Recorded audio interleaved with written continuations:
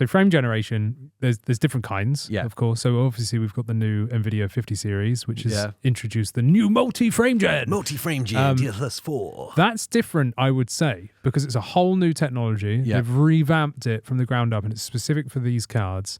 The 40 series obviously have the 2 times, which has been upgraded as well. Yeah. So that's cool, but that still has issues. Just, I would say, less issues than other stuff like we've seen with FSR3 frame generation. Yeah.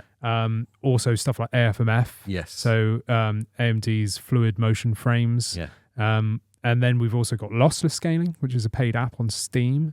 And effectively what they do is try to generate frames. Mm-hmm. So it will take 2 frames and then artificially fake one in the middle or multiple, because even lossless scaling can do up to 4 times frame generation. So you can take 2 frames and then put, 4 times as amount in between. But obviously they're fake. You're downloading more frames.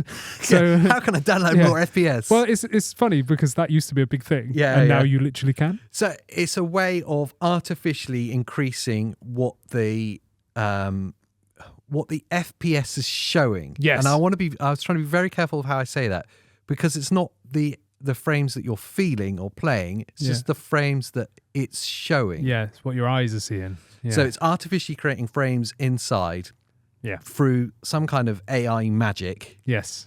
By replicating. It's a bit like before in video editing, we had a thing called optical flow where you could slow footage down that wasn't a high frame rate. Yes. And it would artificially create frames inside. Yes. It's kind of exactly the same thing as that. To make it look less stuttery. Yes. So when you slowed down like 5 FPS, instead of it being like a slideshow, it would still look like a video, even though there's not enough information. But obviously, with artificially creating frames, you're relying on either the driver base or the hardware base to guess what the frames would be inside of that. Yeah. So there's some sort of algorithm that like thinks, okay, between point A and B, that it's moving in that direction. This should happen. Yes, exactly that. So there's those 2 as well, just to round up. There's, as you've just touched on, there's hardware based, and then there's like driver based. Yeah. So the driver based ones are stuff like AFMF, so AMD's side. Lossless scaling, I would class as that as well, because it's just like a software based. Software based, exactly.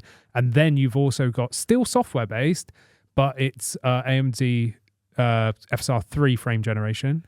And then you've got DLSS frame generation, which is hardware based, which is that sort of tier up. It's the better one. Hi, you might remember me from the video you've just watched. Wow, 5 points if you could spot the continuity error. This totally seamless transition.